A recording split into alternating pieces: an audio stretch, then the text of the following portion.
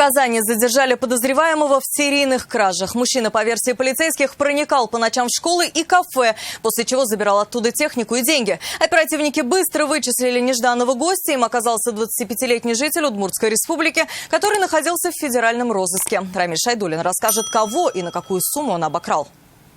Первыми в отдел полиции Епеева обратились сотрудники кафе на улице Кремлевской. Они сообщили, что ночью их ограбил неизвестный. Из заведения пропали игровые приставки, деньги, также объектив фотоаппарата на сумму 100 тысяч рублей. Через несколько дней ситуация повторилась уже с другими потерпевшими. В отдел полиции Вишневский со схожими заявлениями обратились сотрудники одного из детских центров и фотошколы, из которых были похищены фотоаппараты и другое имущество.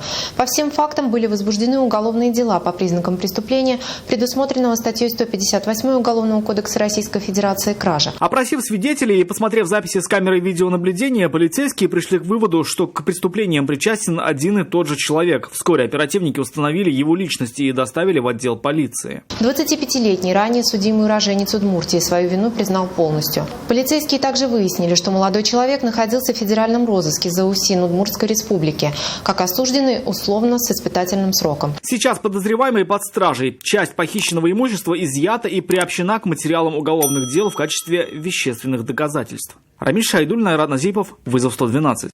«Вызов 112» – это главные происшествия Татарстана. Смотрите на нашем сайте и на YouTube-канале ТНВ. Подписывайтесь!